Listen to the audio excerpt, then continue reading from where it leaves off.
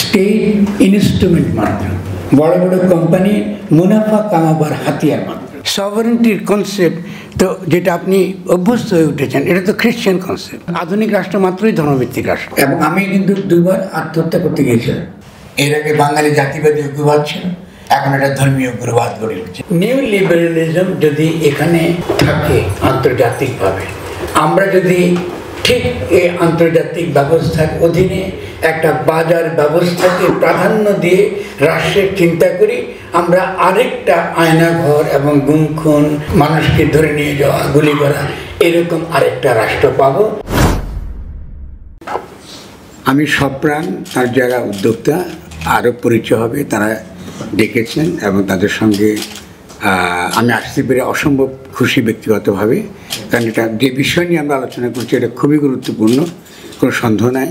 আমি বুঝতে পারি যে আজকে বিশ্ববিদ্যালয় বোধহয় ছাত্ররা কম মনে হচ্ছে আমার, কিন্তু আমি একটু হতাশ হয়েছি আসলে। এটা কিছুটা গণঅভ্যুত্থানের পরে, তারপরেও বিশ্ববিদ্যালয়ের ছাত্রছাত্রীরা ছাড়াও এটা এত গুরুত্বপূর্ণ এবং আমাদের আগামী দিনের রাজনীতির জন্য যেমন গুরুত্বপূর্ণ, একই সঙ্গে আমরা কোথায় আছি এটা বোঝার জন্য গুরুত্বপূর্ণ। সেই হিসেবে কিছুটা হতাশা আমার মধ্যে কাজ করছে, কিন্তু তবু আপনি যারা আজকে এসছেন আপনাদেরকে আমি অভিনন্দন জানাবো। আমার ভালোবাসা জানবেন, আমার শুভেচ্ছা জানবেন।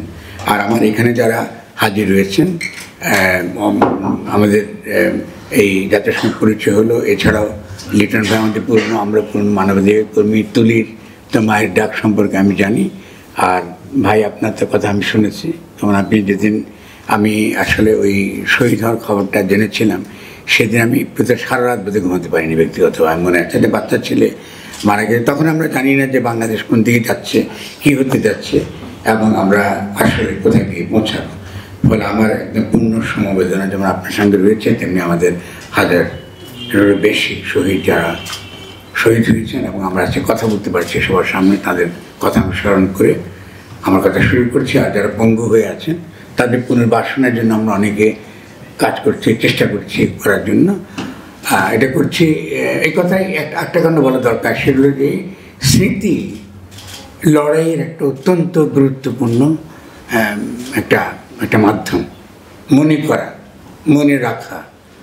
আপনার যেটা মনে হবে যে এই যে আধুনিক রাষ্ট্র এবং যে গুম করে, যে আমাদের অধিকার দেয় না, যে ব্যক্তিকে নিশ্চিহ্ন করে দিতে চায়, সে কিন্তু এটা করতে পারে যখন আমাদের স্মৃতি ভ্রংশ হয়ে আমরা যখন স্মৃতিটা ভুলে যাই যে আসলে কি ঘটেছে।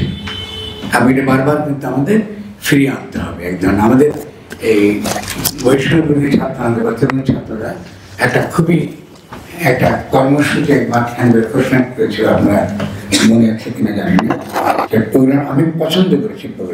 প্রোগ্রামটার নাম হচ্ছে শহীদি মিছিল। এটাকে বারবার ইনঅ্যাক্ট করতে হয়। এটা অভিনয়ের মতো, মানে শেয়ারদের যেটা করে অনেকটা, এটা অভিনয়ের মতো। হিস্ট্রিকে রিপিট করে দেখাতে হয়, থিয়েট্রিক্যালি, নাটকীয়ভাবে দেখাতে হয়। এবং কারণ মানুষ ভুলে যায়, হয়তো আজকে আমরা অনেকে ভুলে গিয়েছি যে কাজটা সহজ ছিল না, কাজটা অনেক অনেক বেশি কঠিন ছিল। তো আমি যেটা করবো, আমি একটু পানি যদি আমাকে দেয়, আমি যেটা করবো একটু পানি করে দেয়, আমি যেটা করবো আপনাদের সঙ্গে আলোচনা করবো আজকে, যেটা আমি কিছুটা মনে মনে ভেবেছি। ধন্যবাদ।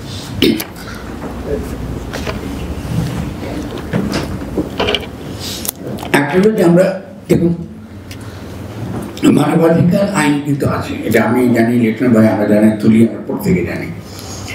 আন্তর্জাতিকভাবে অনেক মানবাধিকার আইনগুলো আছে, কিন্তু এই মানবাধিকার আইনগুলো থাকার পরেও আমাদের মতো দেশে, শুধু আমাদের দেশে না, অন্যান্য দেশে এই গুমটা কেন হয়? হ্যাঁ, এনফোর্স ডিসঅ্যাপিয়ারেন্স এটা লিগাল না, এটা কেন হয়? টর্চার কেন করা হয়? রাষ্ট্র কেন এই কাজটা করে?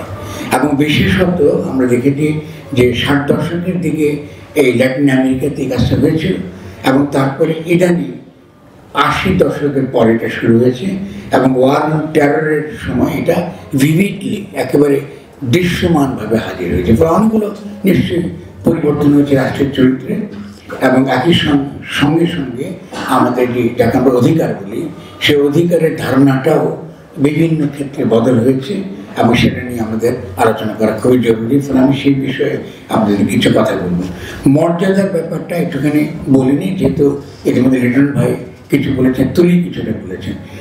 দেখুন, যারা গুম হয়ে গিয়েছেন, যারা আর নাই, পরিবার কিন্তু জানে না তারা কি বেঁচে আছেন, তারা কি ফিরে আসবেন, তারা কোথায় আছেন।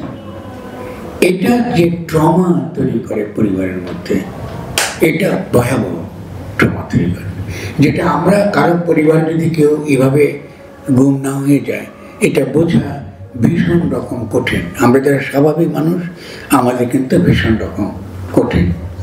এবং এটা বেশি বুঝি, আমি নিজেও গুম হয়েছিলাম। তা আমি যখন ডাক্তারের কাছে গিয়েছিলাম, আমি বোধহয় 2বার চেষ্টা করেছি আত্মহত্যা ফিরে এসে, কারণ এটা টলারেট করা কঠিন ছিল। এবং আপনারা দেখেছেন যে কীভাবে আমাকে ডিহিউম্যানাইজ করা হয়েছে। এবং আমি কিন্তু 2বার আত্মহত্যা করতে গিয়েছিলাম, কিন্তু ডাক্তারের কাছে যখন আমি গেছি, ডাক্তার আমাকে একটা কথা বলেছে যে এটা তুমি ভুলে যাও, ঘটনাটা ঘটেনি এখন মধ্যে। অর্থাৎ তুমি কবিতা লিখতে পারো, তুমি কবিতা লিখতে পারো, তুমি লেখার মধ্যে তুমি ফিরে আসো, কারণ তুমি তোমার জীবনের সঙ্গে একটা লড়াই। ফলে যারা এই পেইনটা বুঝেছে, কিছুটা হলো ওই টর্চারটার ফর্মটা দেখেছে, এবং আপনি যখন জানেন আপনার ঘর কেটে অথবা গুলি করে মেরে ফেলা হবে, আপনি কিছুটা টের পাচ্ছেন, কিছুটা অনুভব করতে পারছেন, এটা একটা ভয়ঙ্কর অনুভূতি। এবং এটা মনে করতে চাই না আমি।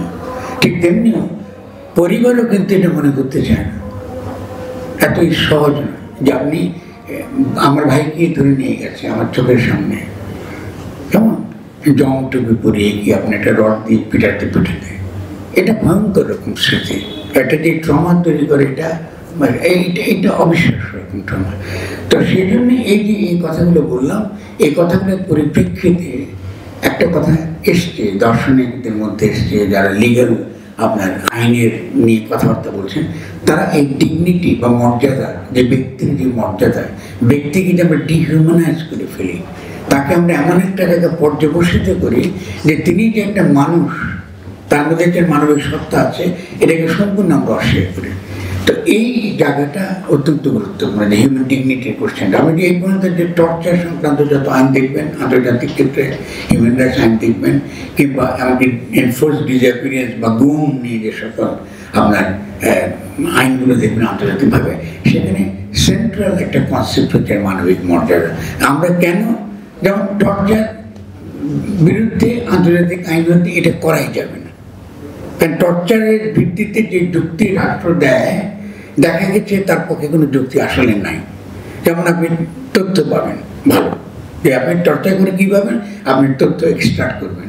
কিন্তু বহু আপনার গবেষকরা দেখিয়েছেন, মূলত আমরা যদি হিউম্যান ইন্টেলিজেন্স না থাকে, মানে রাষ্ট্র যদি আসলে যদি দুর্বল হয়, তার যদি সত্যিকার অর্থে কোনো তথ্য পাওয়ার কোনো উৎস না থাকে, কিংবা রাষ্ট্রের যেখানে যারা রাষ্ট্র পরিচালনা করেন তাদের প্রজ্ঞা, তাদের দূরদর্শিতা, জনগণের সঙ্গে তাদের সম্পর্কের ধরন যদি দুর্বল হয়, তখন কিন্তু টর্চার একটা গুরুত্বপূর্ণ হাতিয়ার হিসেবে ব্যবহার হয়। এটাই কিন্তু আসলে আমাদের রাষ্ট্রগুলো করেছে, বিভিন্ন দেশে কিন্তু রাষ্ট্র এই কাজটা করেছে। দেখা যায় রাষ্ট্র কিন্তু আসলে দুর্বল, ফলে সেই কিন্তু তার যে তথ্য সংগ্রহ করে তার পদ্ধতি, তার প্রতিপক্ষকে দমন করার যে পদ্ধতি, সেটা হচ্ছে তাকে গুম করা কিংবা খুন করা কিংবা হত্যা করা, টর্চার করা ইত্যাদি পথে আপনার নিয়ে নেয়। সেজন্য আমাদের মনে রাখতে হবে একটা, যে মানবিক মর্যাদা কথাটা শুধুমাত্র কথার কথা আকারে আমরা বুঝলে কিন্তু আমার তার গভীরতা বা তাৎপর্য আমরা বুঝবো না। মানবিক মর্যাদাটাকে বুঝতে হবে একই সঙ্গে এই যে আপনার টর্চারের দিক থেকে, যে কারণে আন্তর্জাতিক আইনে টর্চার একদমই নিষিদ্ধ, তার কোনো অ্যাবসলিউট নিয়ম, মানে এটার কোনো ভিত্তি নেই, এটা কোনো আইনি ভিত্তি যেমন নাই, এটা কোনো প্রায়োগিকতাও নাই, মানে এটা দিয়ে আপনি কিছু অর্জন করতে পারবেন না। ঠিক তেমনি এই যে আয়না ঘর রাখা বা আপনার দীর্ঘকাল নির্যাতন করে আপনি তথ্য সংগ্রহ করবেন, এটার কোনো ভিত্তি নেই, তো এইটা যদি আমরা বুঝি, আয়না ঘর কিন্তু আমি জানি লিটন ভাই যাচ্ছেন, এটা অসাধারণ কাজ তারা করছেন। আমরা জানি যে রিপোর্টে তারা যখন আসবে, এটা আমরা অত্যন্ত উপকৃত হবো, ব্যাপারটা আমরা আরও বুঝবো আমাদের রাষ্ট্রের মধ্যে কারা করেছে, কীভাবে করেছে। দুটো জিনিস আমি আপনাদেরকে প্রস্তাবনা আকারে বলতে চাই। একটা খেয়াল করুন, এত কিছুর পরে কিন্তু আমরা যদি দক্ষিণ আফ্রিকার মধ্যে একটা ট্রুথ অ্যান্ড জাস্টিস কমিশন করতে পারতাম, আমরা কিন্তু করতে পারিনি। কারণ হচ্ছে যে কেন, এই যদি ভাবেন যে পরিবারে জানে না তিনি কি মারা গেছেন, নিয়ে গেছেন কোথায়, সে সত্যটা কিন্তু আমরা জানি না। সে সত্যটা জানবার কোনো চেষ্টা এই এখন যারা আমরা যেমন উপদেষ্টা সরকার বলি, আমি এদেরকে উপদেষ্টা সরকারের কাছে আমরা তেমন কোনো আমরা নির্দেশনা কিন্তু পাই না, যেটা অত্যন্ত দুঃখজনক, যেটা অত্যন্ত দুঃখজনক এবং আমাদেরকে ক্ষুব্ধ করে। সত্য জানার অধিকার আমাদের আছে। তারা আজকের এই সভা থেকে প্রথম যে কথাটা আমাদের সকলকে একমত হতে হবে, সত্য জানার অধিকার আমাদের আছে। আমরা সত্য জানতে চাই, তারা কি মরে গেছে, কে নিয়েছে, কেন নিয়েছে, কি তাদের দোষ ছিল। সত্য জানবার এবং সত্যকে উদ্ধার করবার একটা অধিকার আমাদের আছে এবং অবশ্যই উপদেষ্টা সরকারকে জনগণের এই যে তার যে এই ইচ্ছাটা, জনগণের এই যে সংকল্প, এটাকে অবশ্যই গুরুত্বপূর্ণ। সে শুধু যাদেরকে গুম করেছে শুধু তাই না, যাদেরকে হত্যা করা হয়েছে, কেন গুলি করা হয়েছে, কি পরিস্থিতি ছিল, এটাকে কি অন্য কোনোভাবে এটাকে আমরা কি মোকাবেলা করতে পারতাম না কিনা, এগুলি বিপজ্জনক হয়ে সামনের দিনেও আসবে। কারণ খেয়াল করুন, আমরা কিন্তু সেনাবাহিনীকে ম্যাজিস্ট্রেসি দিয়েছি, এটাতে শুধুমাত্র যে এই সরকারকে রক্ষা করার জন্য, আইন শৃঙ্খলা রক্ষা করার জন্য, এত সহজ হয়ে ভাবলে ঠিক হবে না। কারণ এটা আমাদের অপরাধ আছে, আমার নিজেরও কিন্তু যথেষ্ট পরিমাণ যে সকল বিষয়গুলো অবিলম্বে আমাদের সমাধান করা উচিত, আমরা কিন্তু সমাধান করছি না। কেন করছি না? আমাদের যে পুলিশি ব্যবস্থা ভেঙে পড়েছে, অবশ্যই একটা পুলিশি ব্যবস্থা লাগবে। পুরনো কলোনিয়াল যে পুলিশি ব্যবস্থা ছিল, পুলিশ মানে রাষ্ট্রের তরফে নিপীড়ন করবার একটা হাতিয়ার, এটা কিন্তু আমরা এখনো রেখেছি। আরও ব্যাপার আছে আমাদের, সেটা হচ্ছে যে আমাদের সমাজে এখনো পর্যন্ত সরকার এবং রাষ্ট্রের পার্থক্য এমনকি শিক্ষিত জনের মধ্যে নাই। আমরা খুব কম লোকই বুঝি সরকার এক জিনিস আর রাষ্ট্র আলাদা জিনিস। পুলিশ কিন্তু রাষ্ট্রের পক্ষে বা কমিউনিটির পক্ষে সে সেবা দেয়, রাষ্ট্র, সরকার না। কিন্তু যেহেতু আমরা নিজেরও পরিষ্কার না, পুলিশই কিন্তু মনে করে যে সে সরকারকে সেবা করে তার কাজ। আওয়ামী লীগ থাকুক কি বিএনপি থাকুক কি জাতীয় পার্টি থাকুক কি জামাত ইসলামী, যেই আসুক, তার কাজ হচ্ছে যে ওই দলের সেবা করা। খেয়াল করছেন, আমাদের চিন্তার যে দুর্বলতা, আমাদের চিন্তার যে অক্ষমতা, আমাদের চিন্তার যে অভাব, ওটাই কিন্তু রাষ্ট্রের এই বিকৃতি আকারে কিন্তু হাজির হয়। আমরা কিন্তু এটা আলোচনা করছি না কই, আমি দেখিনি কোথাও এখন আলোচনা হয়েছে যে আসলে রাষ্ট্র এবং সরকারের মধ্যে কী পার্থক্য। আমরা এখনও যখন সমালোচনা করি, কে উপদেষ্টা হলো, কে হলো না, কে ভালো কে মন্দ, এইসব কিন্তু চিন্তা করি, আমরা রাষ্ট্র নিয়ে আলোচনা করি না বলে ঘটনাটা কী হচ্ছে খেয়াল করেন। ঘটনা ঘটেছে এই যে আমরা একটা রাষ্ট্রকে ঢুকিয়ে দিয়েছি শেখ হাসিনার ফ্যাসিস্ট সংবিধানের অধীনে। আমি খুব আনন্দে বসে আছি সবাই, এবং এর যে করুণ পরিণতি সামনে আসছে, এর করুণ পরিণতি আপনারা ভোগ করবেন। এবং আগামী দিনেও এই গুম বলুন, এই হত্যাকাণ্ড বলুন, কেউ না কেউ এটা করবার জন্য তৈরি হচ্ছে, সে আমাদের দেশ হোক কি দিল্লি হোক কি মায়ানমার হোক। কারণ আমরা একেবারে অসম্ভব রকম অজ্ঞতা যেমন আমাদের, দায়িত্বহীন যেমন, এটা মানে অবিশ্বাস্য রকম। পৃথিবীতে এত কোনো জনগোষ্ঠী নাই যাদের কোনো দায়িত্ববোধ নেই, যাদের কোনো রিয়েলি তাদের প্রবলেম এটাকে সলভ করবার তাদের কোনো প্রচেষ্টা নেই। আপনি দেখছেন কোথাও আলোচনা নেই, গণমাধ্যমে আলোচনা নেই, কোথাও আলোচনা নেই। আজকে যদি ছাত্রদের কথা বাদ দিন, আজকে এই আলোচনাটা এত গুরুত্বপূর্ণ, বহু লোক তো এখানে থাকা উচিত ছিল, ভুলে গেছে সকলে যে গুম বলে কিছু এটা যেন হয় নাই, আয়নাঘর বলে বুঝি কিছু ছিল না আমাদের এখানে।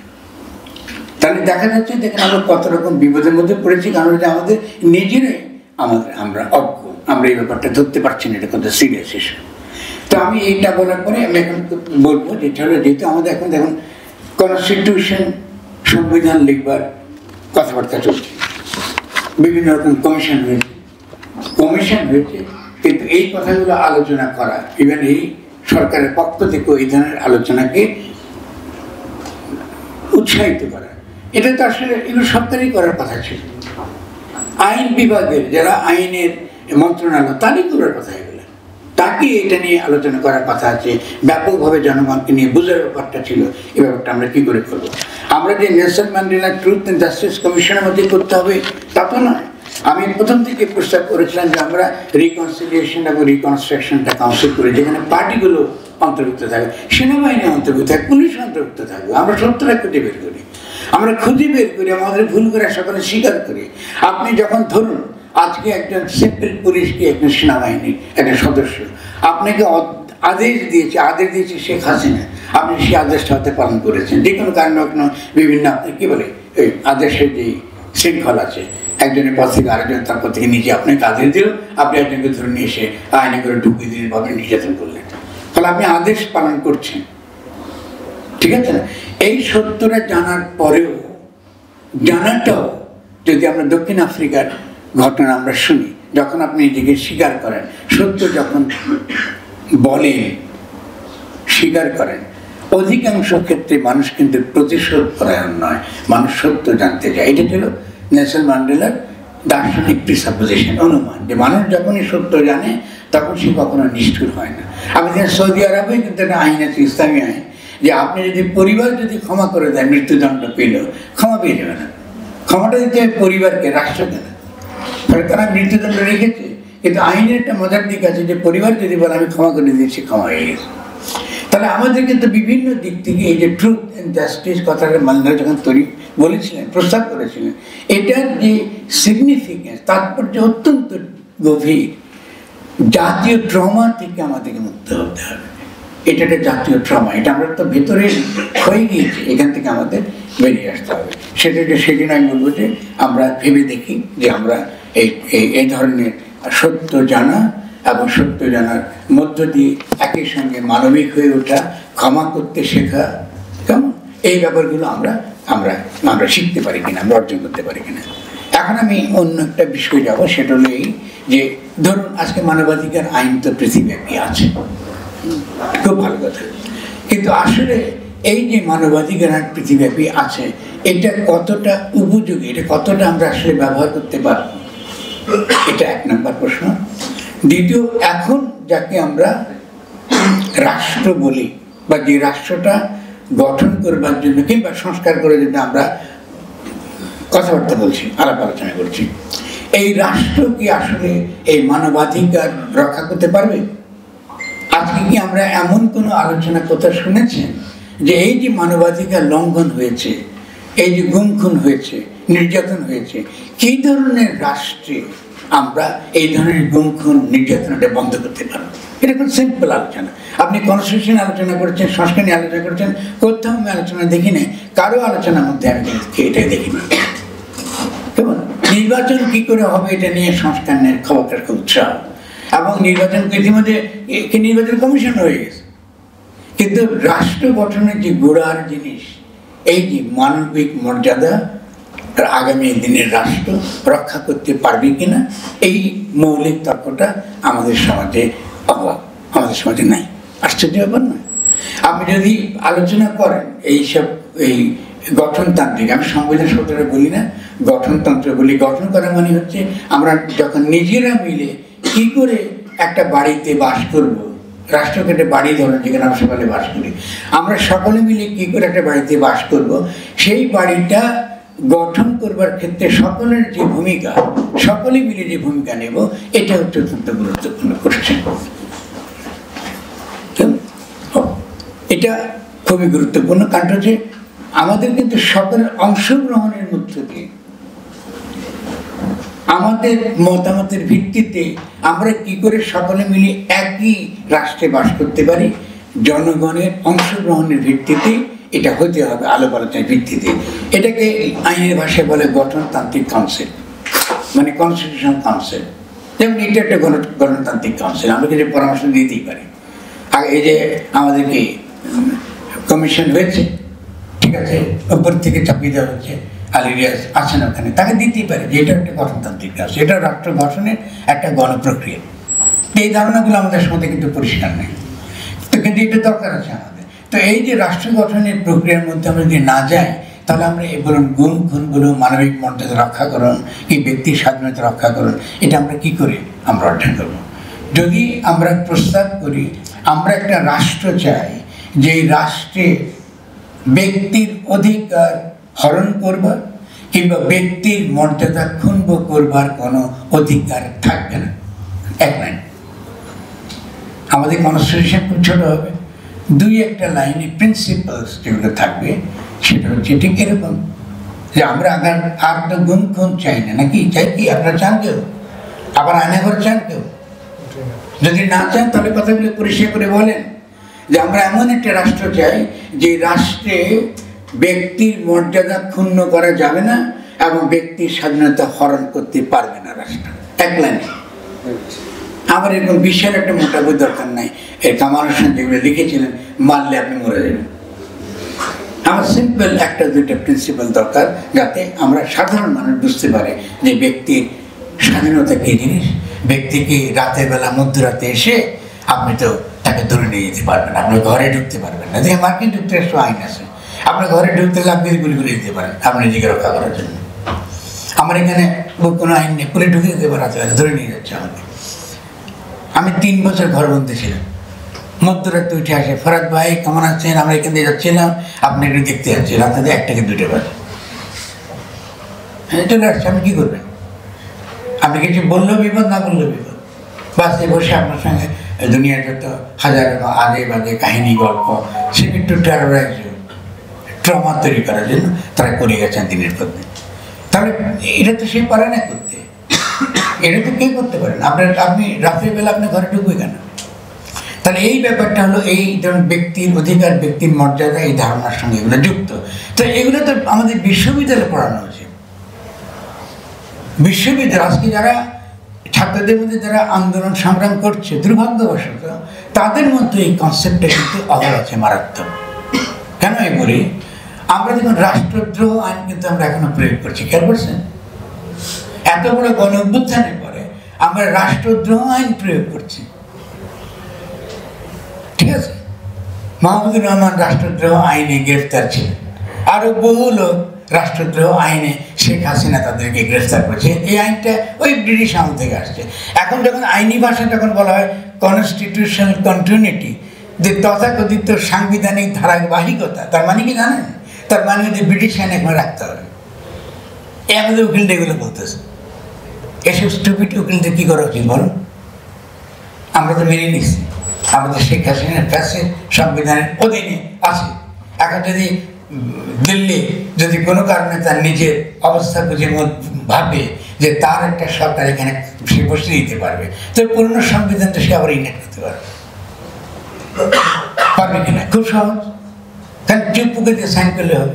চুপ্পু কিন্তু উনি প্রেসিডেন্ট, উনি কিন্তু স্বাক্ষরটা দিয়েছেন আজকে থেকে আমার কোনো উপদেশের সরকার লাগবে না, শেষ। তার পেছনে কিন্তু ক্ষমতা আছে। আপনি কি মনে করেন এই ক্ষমতাকে মোকাবেলা করবার আমাদের যে সেনাবাহিনী আছে, এই সেনাবাহিনী সক্ষম আছে? শুভেন্দু এসে আমার বর্ডারে এসে আসে, দেখেন দমদম নিয়ে ঢুকে যাচ্ছে আপনার আমাদের বিজেপিকে বাধা নেঙ্গে, এবং সেদিকে বিএসএফ জায়গাতে কিন্তু মোটর নিয়ে তারা আছে। আপনি বিজেপি পারবে? তারা কিন্তু মোটর নিয়ে বসে গেছে।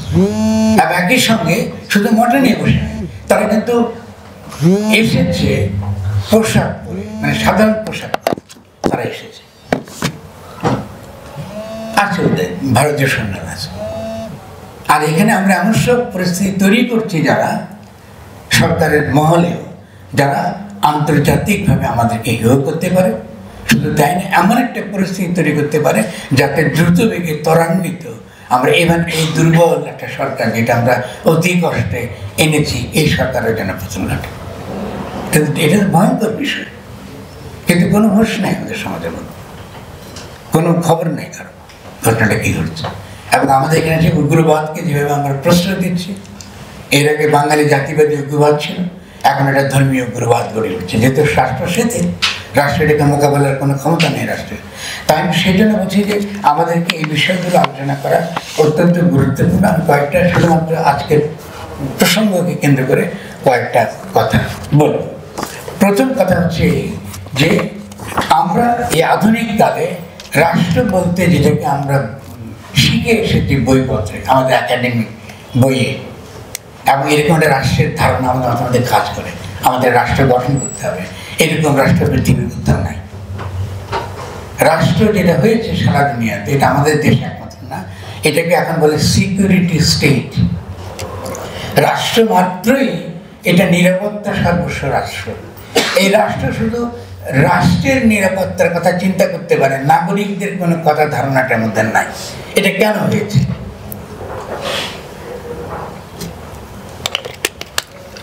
এই পরিস্থিতি তৈরি হওয়ার প্রধান কারণ হলো, এটিকে আমরা বলি ইংরেজিতে নিউ লিবারাল ইকোনমিক অর্ডার। মানে আমরা এমন একটা বিশ্ব ব্যবস্থায় বাস করছি যেখানে আমাদেরকে বলা হচ্ছে আমাদের কিছু লাগবে না, আমাদের জীবনে যা কিছু জীবন জীবিকা যা সমস্যা, আমাদের স্বাস্থ্য শিক্ষা যত সমস্যা, সব সমস্যার সমাধান করে দেবে বাজার। এটা ভালো করে ভাবেন, সব সমস্যার সমাধান করে দেবে বাজার ব্যবস্থা, কাঁচা খোলা বাজার ব্যবস্থা। এর উপর রাষ্ট্রের কোনো নিয়ন্ত্রণ থাকবে। রাষ্ট্রের কাজ হবে এই বাজার ব্যবস্থার বিকাশ করা, ব্যবসায়ীদের বিকশিত করা, লুটিয়া মাফিয়াদের সমর্থন করা, এটি হলো তার কাজ। রাষ্ট্রের কাজ কি? যদি বাজারই সব করে, একটু ভেবে দেখে তো রাষ্ট্রের কাজটা কি? তাহলে রাষ্ট্রের কাজটা খুব ভালো, আমি তোমার নিরাপত্তা দেব, আমার কোনো কাজ না, আমি তো নিরাপত্তা দেবো। আমি যদি দেখি যে কোনো লোক আমার নিরাপত্তা ভঙ্গ করছে, ওকে ধরে নিয়ে গিয়ে আয়না করে ঢুকে দেবো, খুব সহজ কাজ। কাউকে যদি পছন্দ না হয় তাকে গুম করে দেবো, খুঁজে পাবা না, পেট কাটা লাশ দিয়ে বুড়ি অঙ্গে ফেলে দেবো। এটা রাষ্ট্রের কাজ।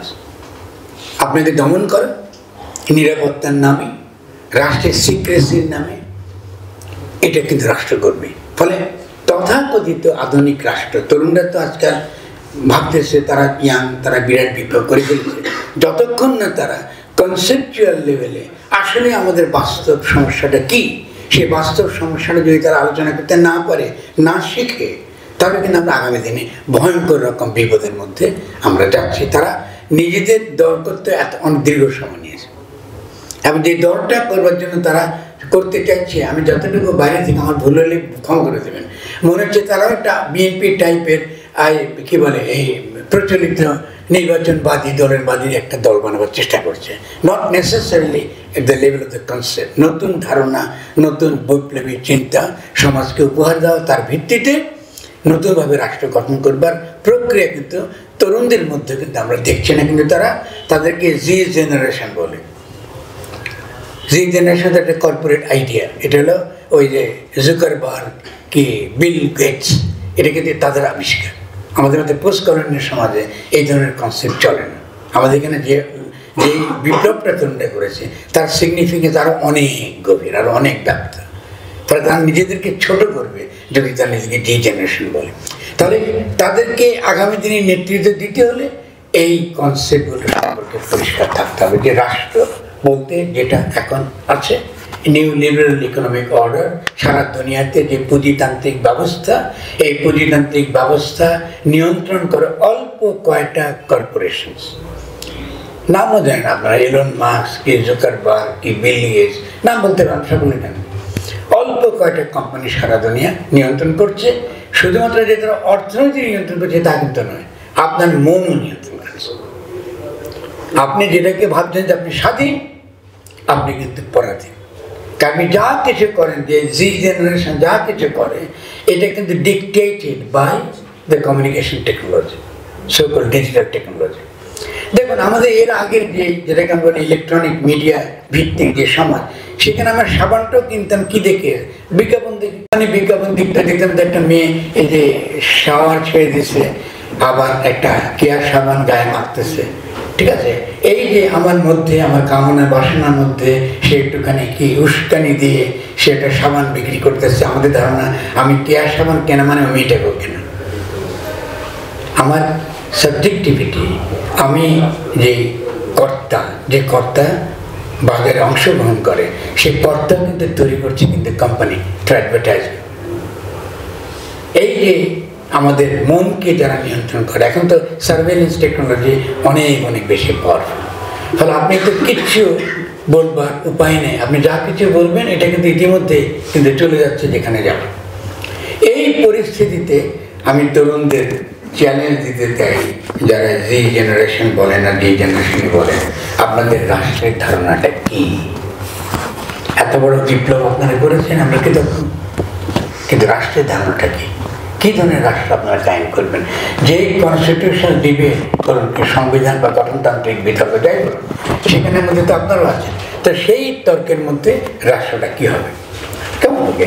তো সেই দিক থেকে আমরা যেটা বলবো সেটা হলো এই যে নিউ লিবারেলিজম যদি এখানে থাকে আন্তর্জাতিকভাবে, আমরা যদি ঠিক এই আন্তর্জাতিক ব্যবস্থার অধীনে একটা বাজার ব্যবস্থাকে প্রাধান্য দিয়ে রাষ্ট্রের চিন্তা করি, আমরা আরেকটা আয়নাঘর এবং গুমখুন,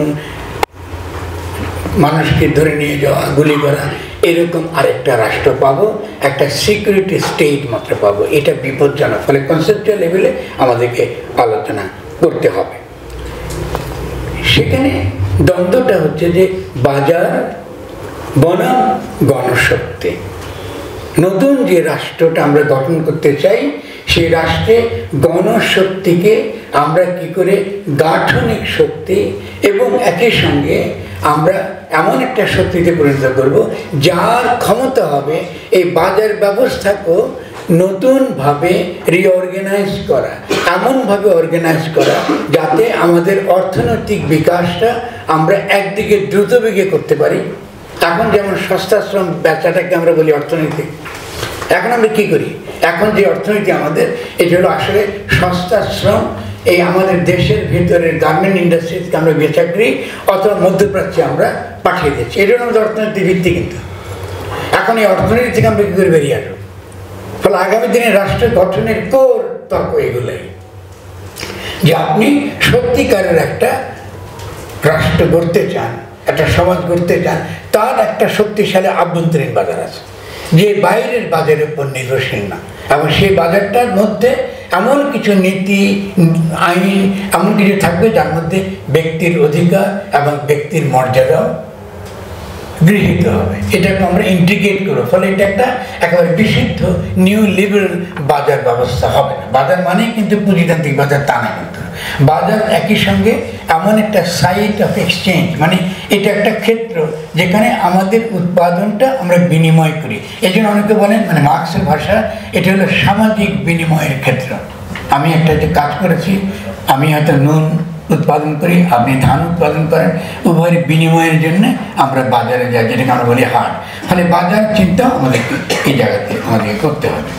এবং আমরা এরপরে যেটা, আমি হাতে আর 2 মিনিট সময়, এরপর আমরা যে জিনিসটা আমরা করবো সেটা হলো যে এই সিকিউরিটি স্টেটের মূল যে তার যে মূল লক্ষ্য, সেটা হলো সে ডিসঅর্ডার, মানে সারাক্ষণ সমাজে বিশৃঙ্খলা তৈরি হচ্ছে, অতএব আমাদের সেই বিশৃঙ্খলাকে নিয়ন্ত্রণ করতে হবে। এই জন্য আমি রাষ্ট্র। তাহলে যদি এই সিকিউরিটি ইডিওলজিকে আমরা মোকাবেলা করতে চাই, তাহলে আমাদের শক্তিশালী 2টো কাজ লাগবে। একটা হচ্ছে ethical cultural education, ethical cultural বা আপনার বলতে পারেন নৈতিক এবং সাংস্কৃতিক শিক্ষা। তার মানে আমাদের এখন সবচেয়ে বড় রাজনৈতিক কর্তব্য হচ্ছে সাংস্কৃতিক আন্দোলন। যদি আপনি নিজে ট্রাফিক নিয়ম মানেন, তাহলে আপনাকে ট্রাফিক পুলিশটা লাগবে কথা। যদি আপনি শৃঙ্খলা মানেন নীতিগতভাবে, যে এটা সকলের জন্য ভালো, আপনি কিন্তু লাইনে কিন্তু থাকবেন। তাহলে এর শিক্ষা আপনার দরকার। 2 নম্বর যে শিক্ষা আপনার দরকার, যে এডুকেশন, কারণ এডুকেশনের মধ্য দিয়ে ক্ষমতা তৈরি হয়। এখন ক্ষমতা বলতে আমরা বুঝি পুলিশ, মিলিটারি, এটা বুঝি। ক্ষমতা কিন্তু এটা না, এটা একটা মাত্র ক্ষমতার রূপ, এটা বলে বল প্রয়োগ। কিন্তু ক্ষমতা আরেকটা দিক আছে। আরেকটা দিক হলো কি, যে আমরা আকর্ষণ করি মানুষকে ইডিওলজি, মতাদর্শ, আদর্শ দ্বারা। যেমন আজকে যদি আমরা এই যে গুম খুনের আদর্শ, যে এটা নিয়ে কথা বলতে হবে, এটা যদি আমরা সমাজকে বুঝাতে পারতাম, আজকে কয়েক হাজার লোক তৈরি হয়ে যেত। দেখা যাচ্ছে এই ব্যাপারে আমাদের সমাজে এডুকেশন নাই। আমাদের সমাজে সত্যিকারের বিশ্ববিদ্যালয়গুলো কি উচ্চ বিদ্যালয়গুলোর মধ্যে এই ব্যাপারে কোনো আলোচনা নাই। কিন্তু একেবারে শিশু বয়স থেকে, শিশু বাল্যকাল থেকে আপনাদেরকে এই এথিকো মোরাল কালচার, এই এডুকেশনটা পেতে হবে। এটা ছাড়া কিন্তু আপনি সমাজ গঠন করতে পারবেন না। আরেকটা এথিকো লিগাল শিক্ষা পাবার উপায় কি? ধর্ম। ফলে এই জন্য আমি সেকুলারদের সঙ্গে আমার বিরোধ হয়ে যাবে, বিরাট বিরোধ।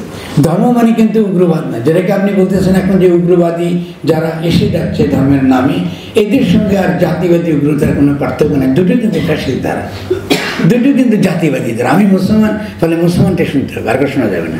আর বাঙালি জাতীয়তা কিন্তু আমি বাঙালি, বাঙালি সংস্কৃতি, বাঙালি চেতনা, এটা হলে কিন্তু আপনি দেশের নাগরিক হতে পারবেন, নইলে আপনি পাকিস্তানে চলে যান। দুটোই কিন্তু ফ্যাসিবাদ, কোনো তফাৎ নাই। এটার সঙ্গে ইসলামের কোনো সম্পর্ক নেই। উগ্রবাদ মানে উগ্রবাদ, তারা রিফিউজ করে টু বিকাম এ সিটিজেন, মানে সমাজের নাগরিক, সমাজের অন্তর্গত, সমাজে যে আরও মানুষ আছে, বিভিন্ন ধর্মের, বিভিন্ন চিন্তার মানুষ আছে, তাদেরকে নিয়ে একসঙ্গে আমাদের থাকতে হবে। মতের পার্থক্য হবে, মতের মীমাংসা হবে, মত নিষ্পন্ন হবে। এটা তারা করতে যায় না। ফলে আমাদের এই শিথিল বাঙালি জাতিবাদ পরাস্ত হওয়ার পরে এই শিথিল রাষ্ট্রে স্বভাবতই যুক্তিসঙ্গত কারণে আরেকটা ধর্মীয় উগ্র জাতিবাদ এসছে। এটার সঙ্গে ইসলামের কোনো সম্পর্ক নেই, এটা মনে রাখতে হবে। তাহলে আমরা যারা এই সেকুলার এই বিভাজনটা করি, আমাদের কাছে যে ধর্ম আমাদের কিন্তু এথিক্স শিক্ষা দেয়, ধর্ম আমাদের নীতি শিক্ষা দেয়, ধর্ম আমাদের সমাজের সঙ্গে চলতে শিক্ষা দেয়। আপনার যখন ছেলেবেলা বড় হয়েছেন, আমি আমার মায়ের কোলে বসে জায়নামাজে বসে কোরআন শরীফ পড়ার পরে সকালবেলা কর্ণকুন্তির সংবাদ মুখস্থ করেছিলাম ছোট বয়স থেকে। তার কোনো অসুবিধা হয় না যে মহাভারত একটা গল্প কাহিনী আমরা পড়ে শোনাচ্ছি আমার, কারণ আমাদের ওই পাড়াতে বা তার পাশের পাড়াতে একটা সনাতন ধর্মের আমাদের পাড়া ছিল, সেখানে তারা আবার নজরুলি কবিতা পড়তেছে, কামাল তাদের পড়ছে, কেমন পড়ছে। এটা তো সংস্কৃতির অংশ, ধর্ম তো আপনার সংস্কৃতির অংশ। এমন শুধু তাই নেই, ধর্ম আবার বিভিন্ন রকম দার্শনিক রাজনৈতিক তত্ত্বের উৎস। ছোট্ট একটা উদাহরণ দিয়ে আমার কথা শেষ করে ফেলবো। একটা ছোট্ট উৎস হলো যে ইসলামিক কোরআন পড়লে দেখবেন মানুষকে বলা হচ্ছে সে আল্লাহ খলিফা, পরিষ্কার আল্লাহর প্রতিনিধি। আপনার মধ্যে এমন রুহানি সম্ভাবনা আছে যাতে আপনি কিন্তু অত্যন্ত উচ্চতর একটা সমাজ গড়বার গুণাবলী দিয়ে আপনাকে দুনিয়ায় পাঠানো হয়েছে। তো দেখা যদি ওইটা কিন্তু আমরা টিকা করতে পারি না। আমরা যে প্রপারলি ক্রিটিকটা করতাম মার্কসের কথা অনুসারে, যে আমি ধর্মের একটা ক্রিটিক দরকার। যদি আমি কোরআন পড়তাম সূরা বাকারা, কোরআন যদি মনোযোগ দিয়ে পড়তাম, পড়লে কিন্তু আমি দেখতাম যে এখনকার যে একটা পরকালবাদী ব্যাখ্যা, শুধু পরকাল আপনি কে জান্নাত পাবে তার জন্য টিকিট বেচতেছে, কে বেহেশতে যাবে তার জন্য আমি ফতোয়া দিচ্ছি, এটার বাইরে থিওলজি বা কোরআন একটা আগামী দিনে নতুন সমাজ গড়ে তুলবার দার্শনিক নির্দেশনা হয়ে উঠতে পারত। এটা কেন হয়নি? কারণ হচ্ছে এই আমরা তো আসলে নিজেদেরকে শিক্ষিত করতে চাই না, আমরা তো গোলামের বাচ্চা সকলে। আমরা মনে করি শিক্ষা খালি ইউরোপিয়ানরা দেবে, আমরা ওদের গোলাম হব। এটি হলো কারণ আমরা নিজেদের সম্পদের মধ্যে নিজেদের যে সকল সম্পদ আছে, সেটা ধর্ম হতে পারে, আমার ঐতিহ্য হতে পারে, আমার ডিসকার্সিভ ট্রেডিশন হতে পারে, ওর মধ্যে আমি নতুন সমাজ গঠন করবার, নতুনভাবে আমার দেশকে তৈরি করবার, নতুনভাবে রাষ্ট্র গঠন করবার আমরা কিন্তু দার্শনিক নির্দেশনা, বুদ্ধিবৃত্তিক কি বলে বুদ্ধিবৃত্তিক পথ আমরা সন্ধান করি না। ফলে আমাদের শিক্ষা ব্যবস্থা অবশ্যই বদলাতে হবে, এই শিক্ষা ব্যবস্থা দ্বারা হবে না। ফলে আমি এই কথা বলে শেষ করবো এই বলে যে আমরা সিকিউরিটি স্টেটকে যদি আমরা মোকাবেলা করতে চাই, তাহলে কেন বাজার ব্যবস্থার সঙ্গে এই সিকিউরিটি স্টেটের সম্পর্ক যেমন বোঝা দরকার, তেমনি একটা অর্থনৈতিক পর্যালোচনা, মানে রাষ্ট্রের একটা অর্থনৈতিক পর্যালোচনা ছাড়া আমরা কিন্তু এই যে ছকটা বিশ্বব্যাপী গড়ে উঠেছে, এই ছকটা কিন্তু আমরা ভাঙতে পারব না। সার্বভৌমত্ব বলে কিছু নেই সারা দুনিয়াতে। সার্বভৌমত্ব আছে এলন মার্কসের, জুকারবার্গের, বড় বড় কোম্পানি, স্টেট ইনস্ট্রুমেন্ট মাত্র, বড় বড় কোম্পানি মুনাফা কামাবার হাতিয়ার মাত্র। তাহলে আমরা যদি এটা গণরাষ্ট্র কায়েম করতে চাই, এটা বড় ধরনের একটা চ্যালেঞ্জ।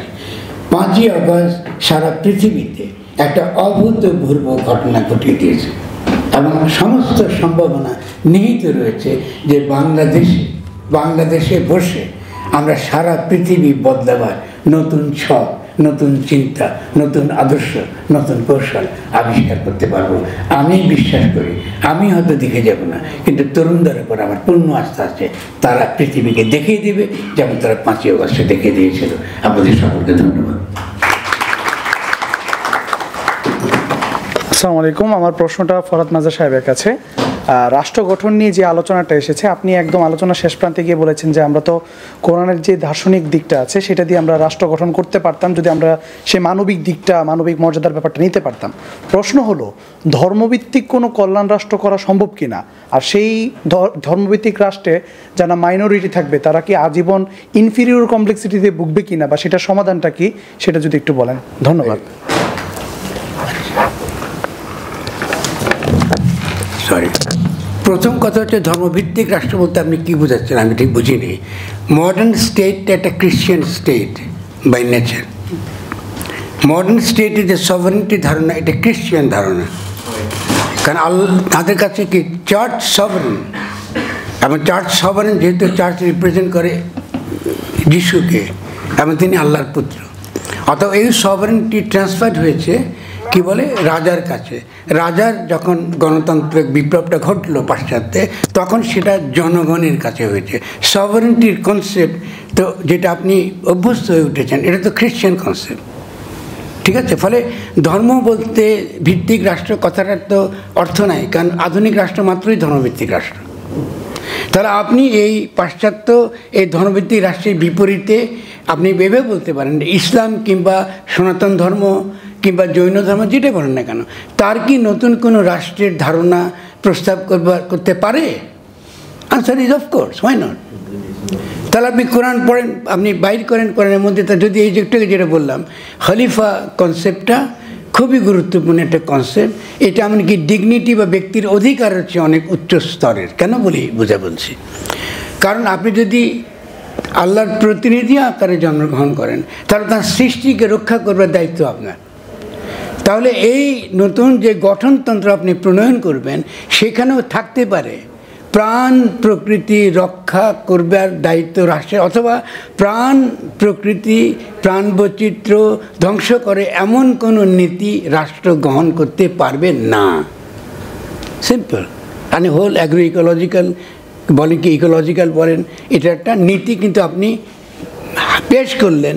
এটা কিন্তু এলো কিন্তু ইসলাম থেকে। যেহেতু আপনি দেখাতে পারেন যে আমি অ্যাজ এ মুসলিম, এটা আমার দায়িত্ব প্রকৃতিকে রক্ষা করা, এটা আমার দায়িত্ব আপনার পানি যেন বিষাক্ত না হয়। তাহলে পানি যে বিষাক্তকে বন্ধ করতে চাইলে কেন ইসলামকে আপনি ব্যবহার করবেন? এটা তো আমার কালচারের অংশ। আপনি সনাতন ধর্মের দিকে যান, তার মধ্যে এগুলো পাবেন, ঠিক আছে। কারণ সনাতন ধর্ম তো মনেই করে আপনি প্রকৃতিকে অবিচ্ছিন্ন নন, বিচ্ছিন্ন কিছু নন।